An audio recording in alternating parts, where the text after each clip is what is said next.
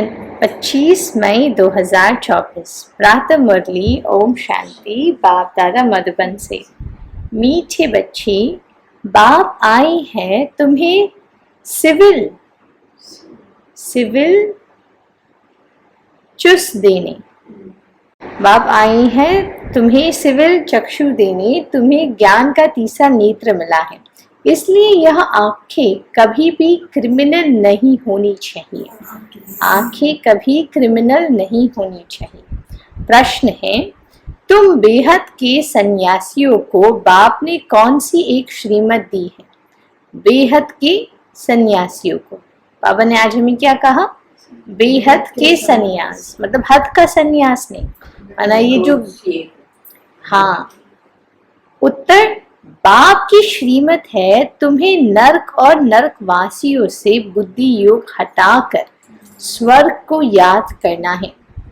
गृहस्थ व्यवहार में रहते नर्क को बुद्धि से त्याग दो। नर्क है पुरानी दुनिया, तुम्हें बुद्धि से पुरानी दुनिया को भूलना है। ऐसे नहीं कि एक हद के घर को त्याग कर दूसरी जगह चले जाना है, तो हद का संन्यास नहीं। तुम्हारा बेहद का वैराग्य है। अभी तुम्हारी वानप्रस्थ अवस्था है, सब कुछ छोड़ घर जाना है, तो बुद्धि से वानप्रस्थ माना बुद्धि से बेहद में जाना है। जैसे कि अभी जो भी चीजें हैं, बुद्धि से कैसे जाना है? घर वही है, परिवार वही है, लेकिन उसकी देखने का दृष्टिकोण अलग होगा। वानप्रस्थ, तो वाणी से परे जाना है। तो दूसरी बात, ये तो बहुत अच्छी पॉइंट है, वानप्रस्थ माना वाणी से परे। और दूसरी बात है कि जब हम घर वालों को देखें तो उन्हें दिव्य आत्मा के रूप में देखें, क्योंकि अगर दृष्टि से देखना है, हाँ, बोलना नहीं है किसी को, और उनके अंदर गुणों को देखना है। स्वर्गवासी स्वर्ग वाली चीजें देखेगा, नर्कवासी नर्क वाली चीजें देखेगा। तो चीज वही है, लेकिन देखने का नजरिया अलग अलग होगा। ओम शांति। शिव भगवानुवाच, और कोई का नाम नहीं लिया, इनका मानी ब्रह्मा नाम भी नहीं लिया। पतित पावन वह बाप है, तो जरूर वह यहाँ आएगा पतितों को पावन बनाने लिए। पावन बनाने की युक्ति भी यहाँ बताती हैं। शिव भगवानुवाच है, न कि श्री कृष्ण भगवानु है। श्री कृष्ण भगवानुवाच नहीं है, शिव भगवानुवाच है। यह तो जरूर समझाना चाहिए, जबकि बैच लगा हुआ है। किन किन का बैच लगा हुआ है? वो सब पास बताना। Very good.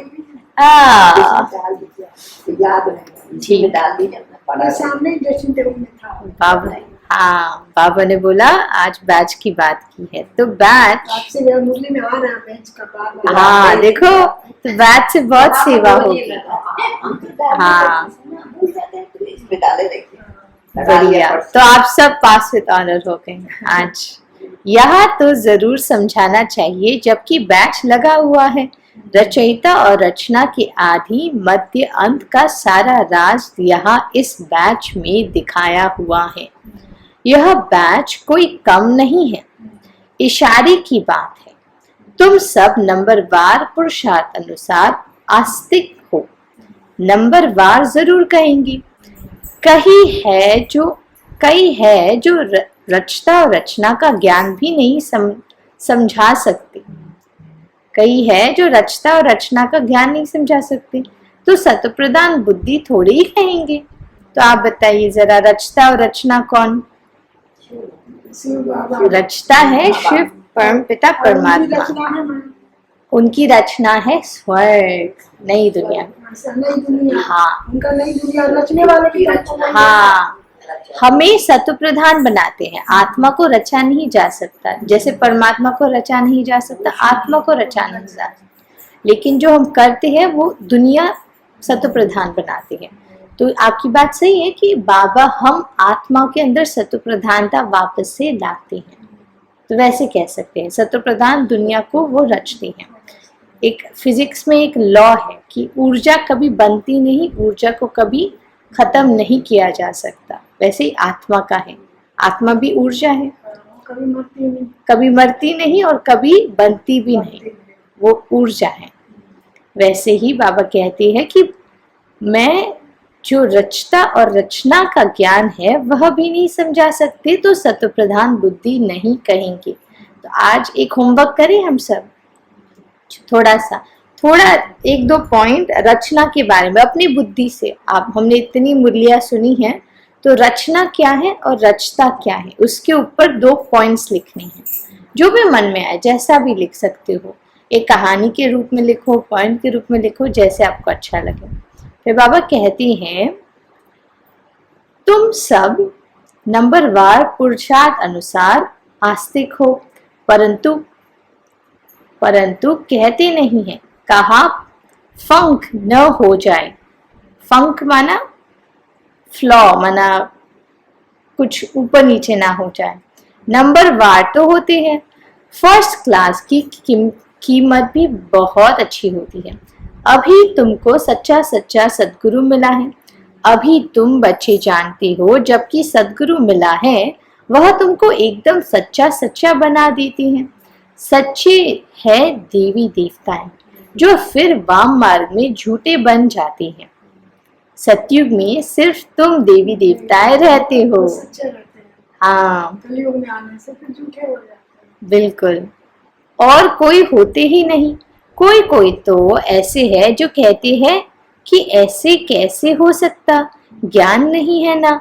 अभी तुम बच्चे जानते हो कि हम नास्तिक से आस्तिक बने हैं। रचयिता और रचना के आदि मध्य अंत के ज्ञान को अभी तुमने एक्यूरेट जाना है, पर जाना नहीं। बाबा ने क्या शब्द यूज किया है? एक्यूरेट।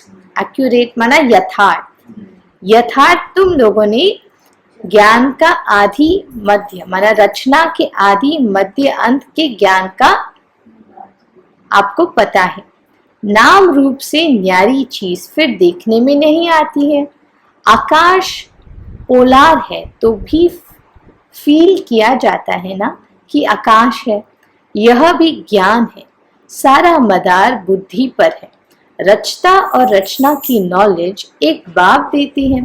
यह भी लिखना है, यहाँ रचता और रचना की आदि मध्य अंत का ज्ञान मिल सकता है। ऐसे बहुत स्लोगन हैं, दिन प्रतिदिन नई पॉइंट्स, नए स्लोगन्स निकलते रहते हैं। आस्तिक बनने के लिए रचता और रचना का ज्ञान जरूर चाहिए। फिर नास्तिकपना छूट जाता है। तुम आस्तिक बन विश्व के मालिक बन जाते हो। यहाँ तुम आस्तिक हो, परंतु नंबरवार पुरुषार्थ अनुसार। जानना तो मनुष्यों को है ना, जानवर तो नहीं जानेंगे। जानवर क्यों जानेंगे ना, उनके पास वो बुद्धि है।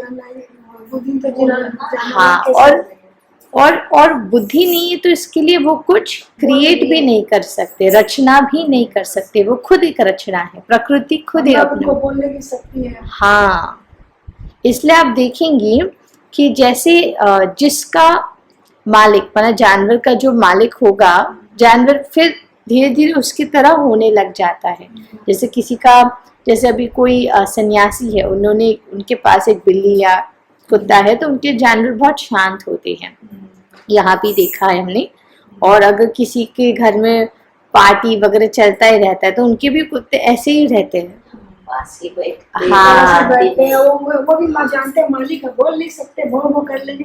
हाँ, मालिक है जानते ही है ना। जी बिल्कुल।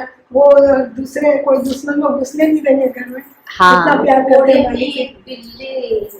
बिल्ली को पाला है, वो बिल्ली को वो डॉलर में बैठाकर घुमाते जाते हैं, है ना। घुमाते हैं। कितने भाग्यवान है बिल्ली। हाँ, कुत्ते को बग्गी में जाली का खेल है। हाँ, पूरा उनके लिए लॉलीपॉप वगैरह सब रेडी होता है। अच्छा खाना देते हैं। हाँ, लेकिन यहाँ के गाँव में भी गाड़ी में घुमाते, माँ बाप को बाहर ये नहीं खाना नहीं देते, कुत्ते को। ये तो कलयुग का खेल है, लेकिन ब्राह्मण लोग यहाँ के कुत्ते रोटी नहीं खाते। हाँ, नहीं खाते। मैं पहले नहीं आई ना, तो हमारे यहाँ क्या हम भी डालते तो नहीं नहीं, खाते। तो हम बोले क्या नहीं गुलगुला और ये सब बनाते हैं, पकौड़ी डालते हैं हाँ हाँ अधिक हाँ। मास में, वो ऐसे करके। तो मैं बोले कि बनाई, बहुत लोग बोले मम्मी हम नहीं खाते हैं। ये लोग कैसे कैसे अपना बोलते हैं, ये हमारे वाला भी पीढ़ियों में तो तू करते ही भगाते हैं हम बोले। हाँ, नहीं रोटी खाते भी हैं। खा लेते हैं सब चीज। तो मैं ले गई रखी, जी, वो जी। आया सुबह तो नॉनवेज खाते हैं, तो हाँ। पकौड़ी को सूंघा और उसमें बैठा लात मारा हाँ, नहीं खाते। लेकिन ब्राह्मणों का ये पहले से ही रिवाज था कि वो कभी जानवर को पालते नहीं थे। अभी भी जो यज्ञ में ब्राह्मण है, बाबा ने बोला कि जानवर को, वो प्रकृति है तो प्रकृति आपकी दासी है, लेकिन उसको पालना हमें नहीं है, क्योंकि पालना माना आपने उसको अपने प्रकृति से बिछड़ा दिया, उसका परिवार होगा वो तो चला गया। तो एक आप समझो कि आपको किसी ने ऐसे पाला, आपको कैसे लगेगा, केज में बंद हो गया ना। तो देवता अहिंसा परमो धर्म थे, तो ये छोटी सी भी हिंसा नहीं कर हाँ, सकते। उसको मतलब पाप ही करते हैं। हाँ, मनुष्य ही बहुत ऊंच है, मनुष्य ही बहुत नीच है।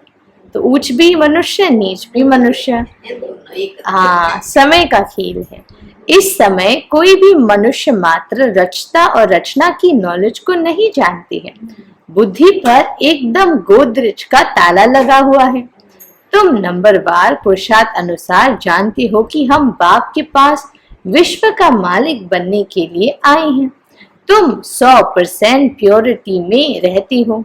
प्योरिटी भी है, पीस भी है, और आगे क्या होगा, प्रॉस्पेरिटी भी है। प्योरिटी तो पवित्रता, पीस माना शांति, प्रॉस्पेरिटी माना सब कुछ होना, आबाद होना, धन संपत्ति आदि सब कुछ, सुख शांति।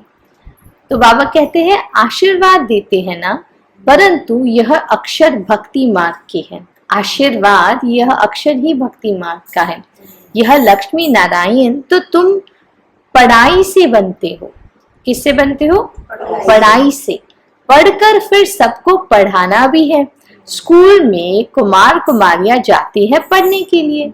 इकट्ठे होने से फिर बहुत खराब भी हो पड़ते हैं, क्योंकि क्रिमिनल आई है ना। क्रिमिनल आई होने कारण पर्दा लगाते हैं, माना वो बुरखे वाले लोग पर्दा लगाते हैं, लोग हमको देखे ना, कुदृष्टि से देखे ना। वहां तो क्रिमिनल आई होती ही नहीं, माना सतयुग में क्रिमिनल आई होती नहीं, तो घूंघट करने की भी दरकार नहीं। इन लक्ष्मी नारायण को कभी पर्दा लगाते देखा है क्या? वहां तो कभी ऐसे गंदे ख्यालात भी न आए। ये घूंघट लगाने की प्रथा तब शुरू हुई भारत में, जब हमारे राज्य में आक्रमण होना शुरू हो गया। दूसरे राज्य से दूसरे राज्य में आते थे। पहले तो एक कुटुंब था, शादी घूंघट से हुई है। हाँ, हम लोग ऐसे हम चेहरा ही नहीं देखे। हाँ, शादी बस के बाद पैर ही चेहरा देखने को मिलते थे। नहीं, शादी के बाद कैसा बार दूसरे के साथ जब बिठा देना तो वही सोचेंगे। हाँ, एक कहानी हुई भी है ऐसी भारत में कि दूसरा ऐसे शादी होके आए थे, हम देखे ही नहीं, शादी होके घर आ गए, उसके बाद देखे क्या चेहरा है क्या नहीं।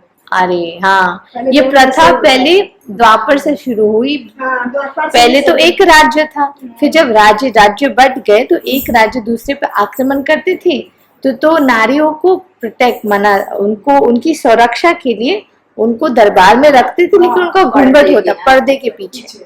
फिर नारियों को आगे आना पड़ता था कार्य के लिए, तो फिर वो घूंघट लगा के आती थी, क्योंकि सभा में तो सब बैठते हैं ना। तो ये प्रथा वहां से शुरू हो गई। फिर जो गांव वाले पूरा इधर तक, हाँ, अच्छा, रोटी बनाते घूंघट में, ससुर अगर गरम गरम रोटी खाते हाँ। घूंघट ऐसे करके। लेकिन वो प्रथा के पीछे अर्थ कुछ अलग था। तो अभी राज्यों में ऐसे कर रहे हैं तो प्रजा कैसे सीखेगी? तो फिर उन्होंने युक्ति निकाली, रिवाज बनाकर उन सबको समझाया। लेकिन इस रिवाज के पीछे एक अर्थ था, ताकि दृष्टि किसी की अपवित्र ना हो। लेकिन वो कब? जब हम सब देह भान में आ गए। तो लेकिन बाबा ने बहुत अच्छा ये प्रश्न उठाया कि लक्ष्मी नारायण को घूंघट में कभी दिखाते हैं क्या? नहीं दिखाएंगे, वो तो नहीं, पूरा पवित्र क्योंकि वो पवित्र आत्मा है। कहाँ जरूरत ही नहीं है उनको। हाँ, क्योंकि वो पवित्र आत्मा है। तो वहाँ सिविल आए हैं, क्रिमिनल आए है ही नहीं। यहाँ तो है ही रावण राज्य। यह आंखें बड़ी शैतान है। तो आप हाँ देख सकते हैं, बाबा बहुत सही बात कह रही हैं क्योंकि जब आंखों से कुछ दिखता है तब जाकर मन में कुछ भी भावना आती है, आंखों से ही होता है। बाप आकर ज्ञान के चक्षु देते हैं, तो बाबा तीसरा नेत्र देते हैं। बाबा कहते हैं 2 आंखों को अभी प्रयोग करना बंद करो, ये तीसरा नेत्र पे प्रयोग करो। आत्मा ही सब कुछ सुनती बोलती है, सब कुछ करती आत्मा है। तुम्हारी आत्मा भी सुधर रही है। आत्मा ही बिगड़कर पाप आत्मा बन गई थी। पाप आत्मा उनको कहा जाता है जिसकी क्रिमिनल दृष्टि होती है। तो बाबा ने डेफिनेशन क्या दी, मीनिंग उसका क्या है, अर्थ क्या है पाप आत्मा का? जिसकी क्रिमिनल दृष्टि होती है। वह क्रिमिनल आई तो सिवाय बाप के और कोई सुधार न सके। ये डबल अंडरलाइन बात है। क्रिमिनल आई सिवाय बाप के कोई और सुधार न सके। ज्ञान के सिविल चक्षु एक बाप ही देते हैं। यह ज्ञान भी तुम जानते हो। शास्त्रों में यह ज्ञान थोड़े ही है। बाप कहते हैं यह वेद शास्त्र उपनिषद आदि सब भक्ति मार्ग के हैं। जब तप तीर्थ आदि कुछ भी करने से मुझे कोई मिलते नहीं है। यह भक्ति है जो आधा कर चलती है। अब तुम बच्चों को यह संदेश सबको देना है। आओ तो हम तुमको रचयिता और रचना के आदि मध्य का ज्ञान सुनाएं। तो क्या कहना है? आओ हम तुमको रचयिता और रचना का आदि मध्य अंत का ज्ञान सुनाएं। परम पिता परमात्मा की बायोग्राफी बताएं। मनुष्य मात्र तो बिल्कुल जानते ही नहीं। तो किसी को अगर ऐसे सुनाओगे तो उनको जरूर तीर लगेगा, क्योंकि ये सब नई बातें हैं। परम पिता परमात्मा की बायोग्राफी तुमको सुनाए। मुख्य अक्षर है यह। आओ बहनों और माँ भाइयों, आकर रचयिता और रचना के आदि मध्य अंत का ज्ञान सुनो। पढ़ाई पढ़ो जिससे तुम यह बनेंगे श्री लक्ष्मी श्री नारायण। यह ज्ञान पाने से और सृष्टि चक्र को समझने से तुम ऐसे चक्रवर्ती सतयुग के महाराजा और महारानी बन सकते हो। तो इसका साइंटिफिक क्या विज्ञान के दृष्टिकोण से अगर हम देखेंगे, बाबा ने तो बहुत सरल करके बताया है कैसे अगर चक्रवर्ती हम चक्र को फिराते रहेंगे बुद्धि में, तो बाबा ने क्या कहा, तुम चक्रवर्ती सतयुग के महाराजा विश्व के मालिक बनते हो। तो जो हम बुद्धि में जो भी बात हम फिराते रहते हैं ना, हमारी मन वो पकड़ लेता है। एक सबकॉन्शियस माइंड होता है, सबकॉन्शियस मन, जो हम जब चेतना में जो हम चलते हैं, माना हम जागे हैं, सब देख रहे हैं, उससे और गहरा ये मन होता है, तो वो पकड़ लेती है वो मन बात। जब वो मन पकड़ लेता है तो फिर वो मन ब्रह्मांड में ऊर्जा फैलाता है। वैसी जो बात को पकड़ा है, फिर वैसा ही ब्रह्मांड ऊर्जा वापस भेजता है, तो वो बात सच हो जाती है। इसलिए आपने देखा होगा अंधश्रद्धा क्या है, क्यों अभी भी प्रचलित है, क्यों? क्योंकि वो ये सबकॉन्शियस मन पर कार्य करती है। समझो किसी ने आपको कुछ बोल दिया, आपने ऊपर ऊपर से उसको बोला नहीं नहीं, लेकिन अगर आपने मन ने पकड़ लिया तो वो आपके साथ होगा। इसलिए एक कहावत थी ना, काली बिल्ली जाओ तो मत ये करो, है ना, ये सारे, हाँ, तो ये सारे हमारे मन का खेल है। तो ये जो बाबा बोलते हैं कि चक्र घुमा, हम जब चक्र घुमाते हैं, हमारी ये जो कौन सा चक्र, बिंदी बनना, फिर मैं श्री लक्ष्मी श्री नारायण बनती हूँ, मध्यकाल में मैं पूजनीय आत्मा, फिर ब्राह्मण, तो मैं नंबर 1 ब्राह्मण आत्मा, फिर फरिश्ता, मैं बाबा का प्यारा फरिश्ता, बाप समान फरिश्ता। तो ये जब रूप हम हमारे मन में खुद को बोलते हैं, बुद्धि बोलती है, तो वो मन पकड़ लेता है और वही ऊर्जा ब्रह्मांड में जाती है। फिर वही समय अनुसार आप वैसा रूप लेते हो। आप समझ पा रहे हैं? जैसे कि छोटे बच्चे को किसी ने कहा कि तुम डॉक्टर बनोगे, छोटे से कहा है, ठीक है, उसके मन ने वो पकड़ लिया, तो जब वो उसी हिसाब से वो चलता रहेगा। जैसे फिर जब उसको हाँ जब उसको निर्णय लेना होगा तो वो डॉक्टरिंग का लेगा। जब उसको कुछ ऐसे कुछ तोड़फोड़ आएगा हड्डी, उसको कुछ नहीं लगेगा क्योंकि मन में क्या है, डॉक्टर बनना है, डॉक्टर बनना है। तो उसके सामने कोई भी बीमारी आए उसको डॉक्टरिंग की पढ़ाई ही याद आएगी क्योंकि मन ने पकड़ लिया। वैसे ही अभी हम बाबा के बच्चे हैं, हमारा बालपन चल रहा है, बच्चे है ना, पिता है, कोई पिता है आत्मा का, इस समय आत्मा का पिता है।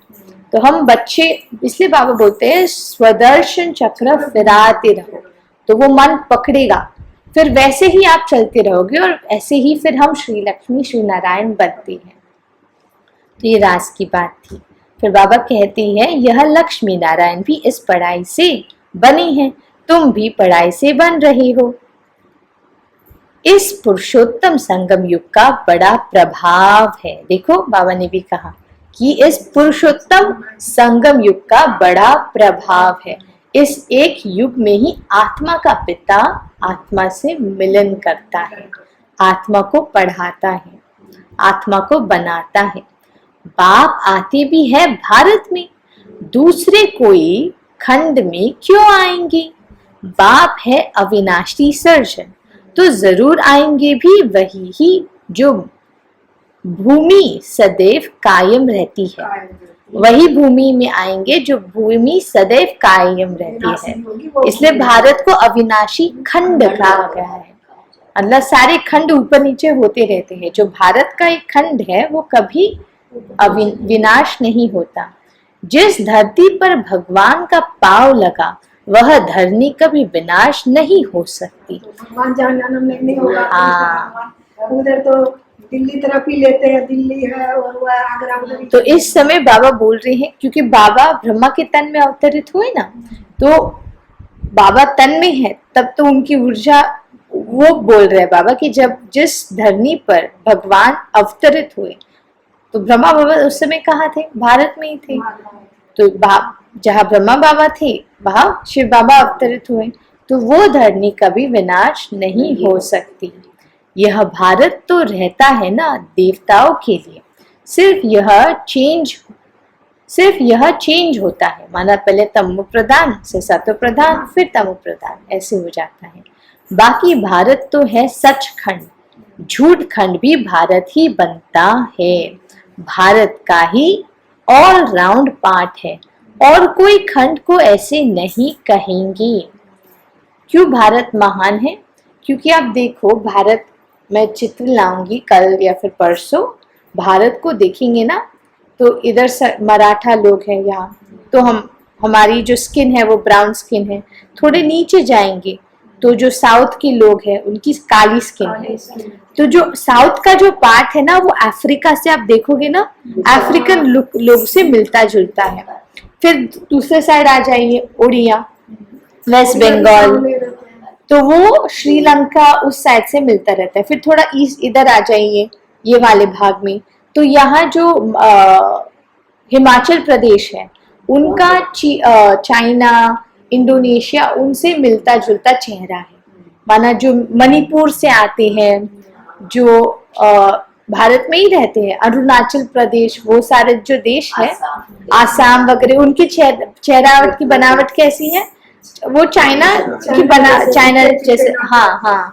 फिर कश्मीर के लोगों को देखो, गोरे गोरे है ना, गोरे गोरे है, लंबे नाक। तो उधर रशिया के लोग जैसे, वो वाला देश ऐसे हो गया, रशिया वाले। हाँ। तो देखो भारत का हर जहाँ से भी देखोगे ना, तो विश्व में जिस प्रकार की भी आत्माएं हैं, मना स्किन है, वो सब भारत में पाए जाते हैं। माना वो सारे जो खंड है वो भारत से टूट के चले गए हैं। सब लोग अलग अलग है ना, एक देश में। हाँ, जैसे अभी आप जाओगे रशिया में सब सफेद है।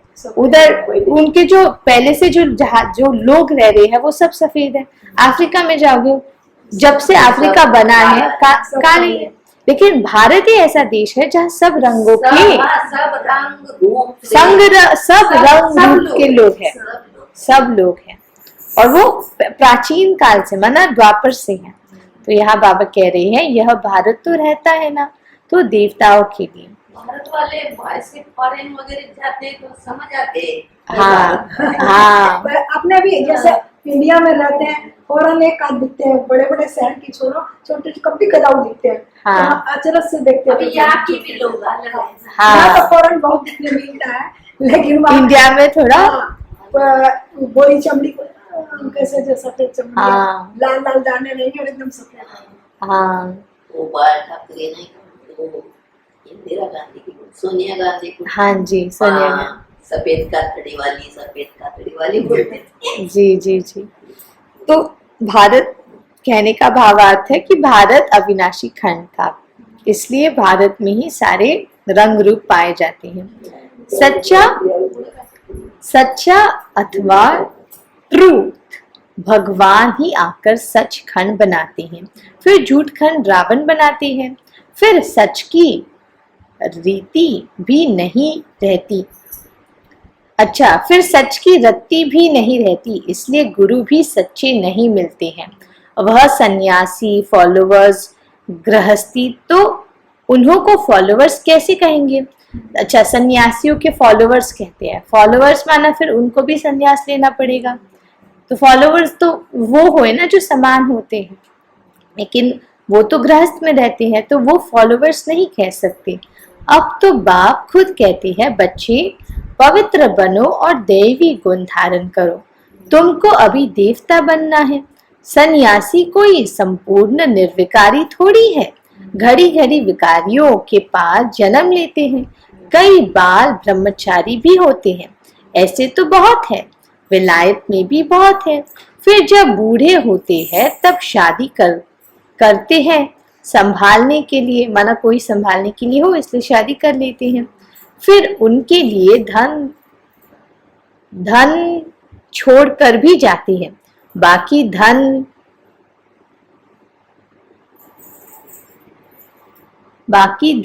घर माऊ कर जाते हैं। गरमाऊ, ये क्या धर्म, अच्छा सॉरी, या बाकी धन धर्माऊ कर जाते हैं। यहाँ तो उन्हों को बच्चों में बहुत ममत्व रहता है। 60 वर्ष के बाद बच्चों के हवाले करते हैं, फिर जांच रखते हैं, देखे हमारे पिछाड़ी ठीक चलाते हैं या नहीं। परंतु आजकल के बच्चे तो कहते हैं, बाप वानप्रस्थ में गया तो अच्छा हुआ, चाबी तो मिल गई। आजकल के बच्चे तो अगर उसमें बोलेंगे ये नहीं करो वो नहीं करो तो लगा रहे हाँ, जीते जी सारा खाना ही खराब कर देते हैं। फिर बाप को भी कहने लगते हैं कि यहाँ से निकल जाओ, तो बाप समझाते हैं, प्रदर्शनी में तुम यह लिख दो कि बहनों भाइयों आकर के रचना और रचना के आदि मध्य अंत का ज्ञान सुनो। इस सृष्टि चक्र के ज्ञान को जानने से तुम चक्रवर्ती देवी देवता विश्व के महाराजा महारानी बन जाएंगे। यह बाबा बच्चों को डायरेक्शन देती है। अब बाप कहती है, यह है बहुत जन्मों के अंत का जन्म, मैं इनमें ही प्रवेश करता हूँ।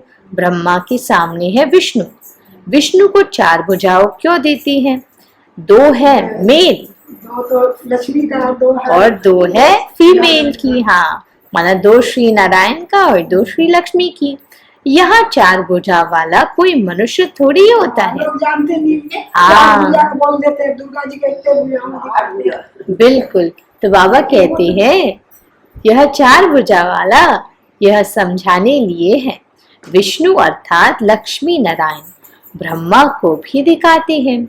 2 भुजा ब्रह्मा की, 2 भुजा सरस्वती की। माना जो अभी संगम पर जो ब्रह्मा सरस्वती बनते हैं, वह फिर सतयुग में क्या बनते हैं? श्री लक्ष्मी श्री नारायण। लेकिन दोनों ब्रह्मा जी का 8 पूजा यहाँ पर दिखाने का।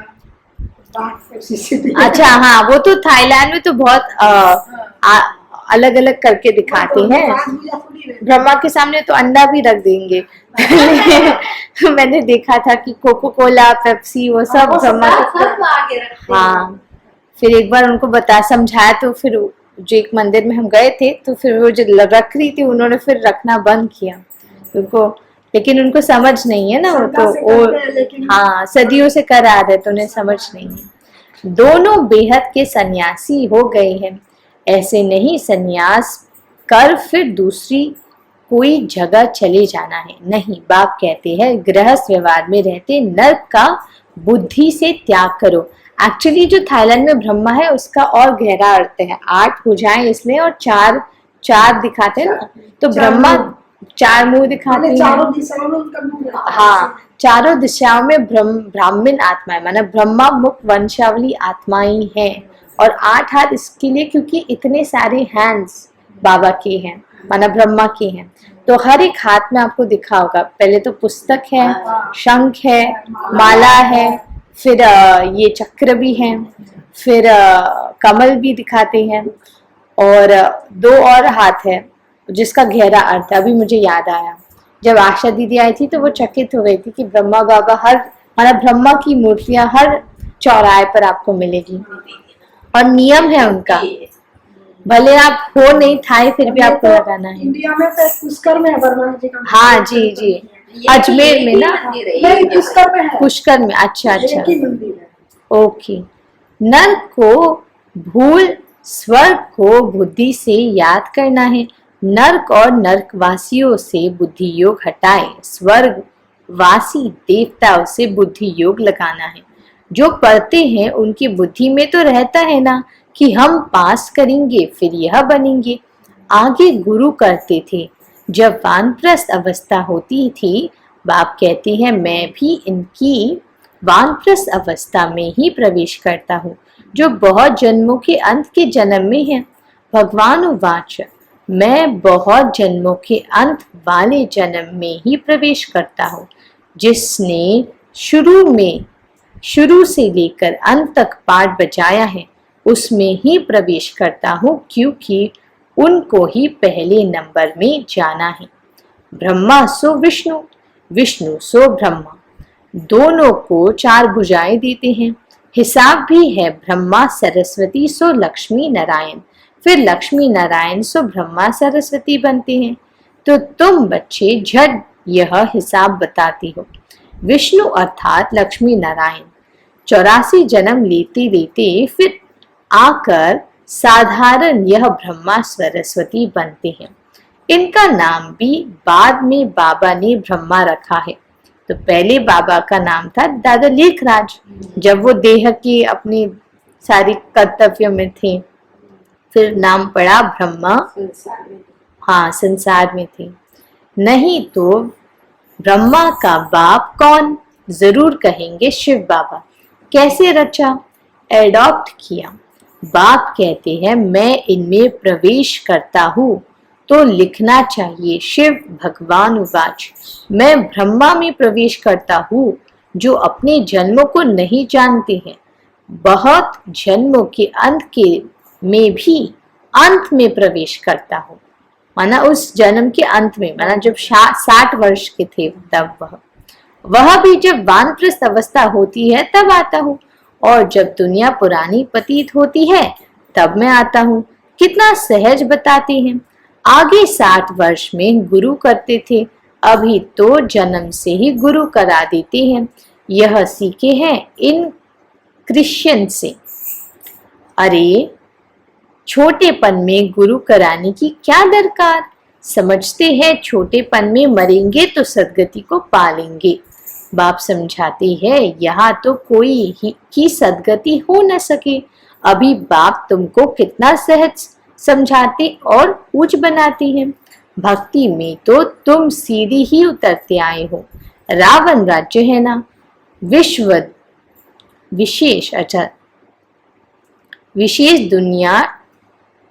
विशेष दुनिया शुरू होती है।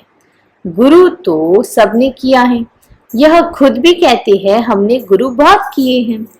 तो गुरुओं का भी बहुत मान था। द्वापर युग में उन्होंने पवित्रता खंडन से तो वो बचा नहीं पाए, लेकिन उन्होंने अपवित्र होने का जो गति है वो थोड़ी धीमी कर दी थी।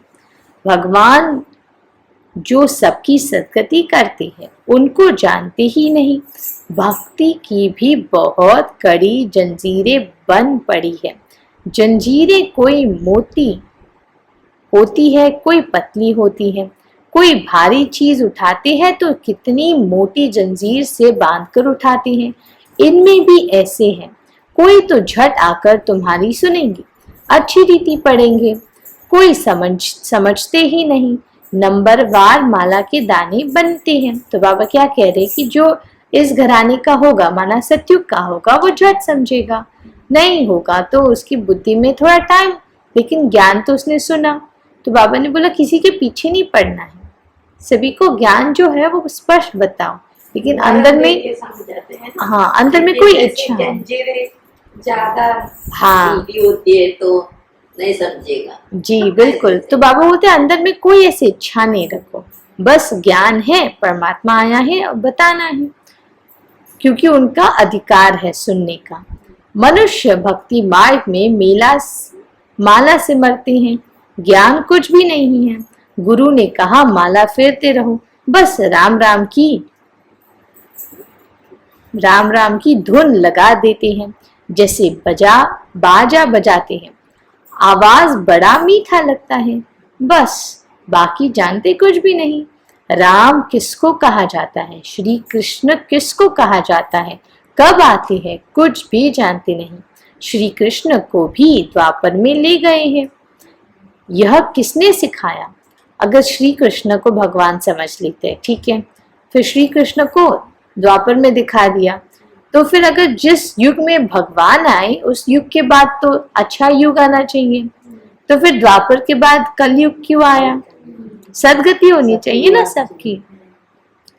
तो बाबा ने कहा किसी को बोलोगे तो कोई जो नहीं भक्ति में हो कहाँ समझेगा, नहीं तो बड़ी समझेगी। गलत बात बोल रहे हैं। हाँ, श्री कृष्ण क्योंकि नंबर 1 आत्मा है, ये लोग नंबर बोलते 1 हैं, महाराजा उद्धार बनती है। करने के लिए आए थे। हाँ, लेकिन श्री कृष्ण तो खुद पढ़ते हैं, वो सतयुग का महाराजा है, महाराज प्रिंस है, प्रिंस। गुरु, अच्छा बाबा कहते हैं गुरुओं ने सिखाया है। श्री कृष्ण द्वापर में आया तो बाद में कलयुग आ गया, तमो प्रधान बन गए। बाप कहते हैं मैं संगम पर ही आकर तमो प्रधान से सत्व प्रधान बनाता हूँ। तुम तो कितने अंधश्रद्धालु बन पड़े हो। बाप समझाती है जो कांटे से फूल बनने वाली होंगी वह झट समझ जाएंगी, कहेंगे यह तो बिल्कुल सत्य बात है। कोई लोग अच्छी रीति समझते हैं तो तुमको कहती हैं कि तुम बहुत अच्छा समझाती हो, लेकिन उन्हें ये अच्छा समझाने के लिए नहीं, वो वापस अच्छा बनने के लिए आए ऐसा समझाना है, माना अंदर कोई इच्छा नहीं रखनी उनके प्रति। 84 जन्मों की कहानी भी बरोबर है। ज्ञान सागर तो एक बाप है जो आकर तुम्हें पूरा ज्ञान देते हैं। अच्छा, मीठे मीठे सिकला दे बच्चों प्रति माता पिता बाप दादा का याद प्यार और गुड मॉर्निंग। रूहानी बाप की रूहानी बच्चों को नमस्ते। हम रूहानी बच्चों की रूहानी माता पिता बाप दादा को याद प्यार, गुड मॉर्निंग और नमस्ते। सद्बुद्धि से सब कुछ समझते धारण करते हैं। जी, धारणा के लिए मुख्य सार पहला, सदगुरु बाप की याद से बुद्धि को सत्व प्रदान बनाना है, सच्चा बनना है, आस्तिक बनकर आस्तिक बनाने की सेवा करनी है। दूसरी पॉइंट है, अभी वानप्रस्थ अवस्था है, इसलिए बेहद का सन्यासी बनकर सबसे बुद्धि योग हटा देना है, पावन बनना है और देवी गुण धारण करनी है। वरदान है, देह और देह की दुनिया की स्मृति से ऊंचा रहने वाली, सर्व बंधनों से मुक्त फरिश्ता भव। देह और देह की दुनिया की स्मृति से ऊंचा रहने वाली, सर्व बंधनों से मुक्त फरिश्ता भव। जिसका कोई भी देह और देहधारियों से रिश्ता अर्थात मन का लगाव नहीं है, वही फरिश्ता है। फरिश्तों के पांव सदा ही धरनी से ऊंचे रहते हैं। धरनी से ऊंचा अर्थात देह भान की स्मृति से ऊंचा, क्योंकि उस आत्मा को पता है कि मैं बाबा के साथ ही हूँ, बाबा के पास ही जाऊंगा। जो देह और देह की दुनिया की स्मृति से ऊंचा रहता है वही सर्व बंधनों से मुक्त फरिश्ता बनते हैं। ऐसे फरिश्ते ही डबल लाइफ स्थिति का अनुभव करते हैं। तो बाबा इसमें क्या वरदान दे रही हैं? आत्मा सदैव परमात्मा के साथ है, उसे कोई अलग नहीं कर सकता। तो उसको ये विश्वास है कि बाबा के साथ हूँ, बाबा के साथ रहूंगा और उसके पास ही जाना है। काम किया वापस उधर जाना है। तो जैसे अभी किसी का पिता घर पर है, ठीक है, तो कितना भी बाहर बहुत शोर वोर हो, वो उसको ये होगा कि मेरे पापा घर पर है, कुछ भी हो जाए मैं घर पे आराम से चला जाऊंगा। वो लेकिन डरेगा नहीं कि अच्छा ऐसा हो रहा है, बाहर तूफान आ रहा है, बाहर है ना, मान लो पोडियम में बहुत तेज बारिश होने वाली है, खेल कूद कुछ रहे हैं, तो बारिश होने वाली, तो कोई बच्चे डरेंगे? नहीं डरेंगे, पता है घर वापस जाना है, घर है मेरे पास, है ना। वैसे ही बाबा घर है, ये हमारा घर नहीं है, रंगमंच है ना, तो वापस घर जाना, ड्रामा करने आए हैं। स्लोगन है, वाणी के साथ चलन और चेहरे से बाप समान गुण दिखाई दे तो प्रत्यक्षता होगी। वाणी के साथ चलन और चेहरे से बाप समान गुण दिखाई दे तब प्रत्यक्षता होगी। ओम शांति। बाबा सदा याद है। थोड़ा रिवाइज कर लेते हैं मुरली को। बाबा ने पहले क्या कहा कि आपकी जो आंखें हैं जो क्रिमिनल नहीं होनी चाहिए। क्रिमिनल आय माना पाप आत्मा। तो बाबा ने कहा कि सिविल आई देवताओं की होती है, सिविल आई माना आत्मिक दृष्टि, पवित्र आंखें। पवित्र आंखें माना जिन आंखों से केवल गुण दिखते हो, केवल आत्मीयता दिखती हो। आत्मिक सुंदरता पर ध्यान। आत्मिक सुंदरता का स्रोत है बाबा। देह में कभी भी ध्यान गया वो पाप में गिना जाएगा। फिर बाबा क्या कहती है, नर्कवासी से हमें अब स्वर्गवासी बनना है। तो नर्क से, नर्क की सारी चीजों से बुद्धि योग हमें, हाँ, स्वर्ग से तरफ जाना है बोल के उसी से दिन लगता है। हाँ, स्वर्गवासी से स्वर्गवासी बनना है, तो स्वर्ग की सारी दुनिया से हमें जोड़ना पड़ेगा। तो जो आंखें देख रही है चीजें वही है, हमारा दृष्टिकोण अब स्वर्गवासी जैसा होना चाहिए। देखना है, हम सब में जाएंगे तो हाँ, वैसा हैबिट करेंगे तब तो जाएंगे। जी। लक्ष्मी नारायण को देखो, सब में कितना सुंदर बगीचा है, कितने खान पान अच्छा, वो दिमाग में रखो, वहाँ प्रकृति कितनी अच्छी है। हाँ, वो सब सामने सोचोगे और तो वैसा मुख्य बात स्वर्ग में हम संपूर्ण है, मतलब कोई कमी नहीं है, सारी शक्तियां हैं और हम देवताएं हैं, माना देते रहते हैं। और हम आत्माएं, सबसे प्रथम आत्माएं हीरे के महल होते हैं। महल होते हैं उधर तो हाँ, कोई शरीर तो होता नहीं। हाँ, रोगी कोई शरीर होता नहीं। हमारी काया भी कंचन काया होती है। हाँ, और प्रकृति भी अपने अनुसार ही सब आत्मा करेगी। जो जाती है, जितने कर्म किए हुए हैं वो सब मतलब आत्मा ही से वहाँ हाँ। और वहाँ का सती में जितनी वर्षा दरकार उतनी वर्षा होगी, जितनी अपनी को धूप चाहिए उतनी वहाँ तो बरसात होगी ही नहीं, बस में प्रकृति मालिक है। हाँ, बस में रहेगी। हाँ, हमारी ना वो तो हम ही तो हैं। फिर बाबा कहती हैं कि बच्चे अभी आपको प्रदर्शनी लगानी है। कैसी प्रदर्शनी लगाओगे, क्या मुख्य बात है? ये सोने का चम्मच मुंह पे लेके आया, हाँ, वैसे वहाँ होगा। फिर बाबा बोलते हैं कि बच्चे अभी जो संगम का समय है वहाँ आपको रचता और रचना का सबका ज्ञान बताना है। और वो चित्र लगा। हाँ, आदि मध्य अंत रचता और रचना का ज्ञान सीखने आओ, समझने आओ, ताकि आप श्री लक्ष्मी श्री नारायण जैसा अगर बनना है। हाँ, फिर बाबा क्या कहते हैं कि लक्ष्मी नारायण बनने के लिए आशीर्वाद नहीं लगता, पढ़ाई से बनते हैं। ये पढ़ाई है और परमात्मा हमें ये पढ़ाई पढ़ा रहा है।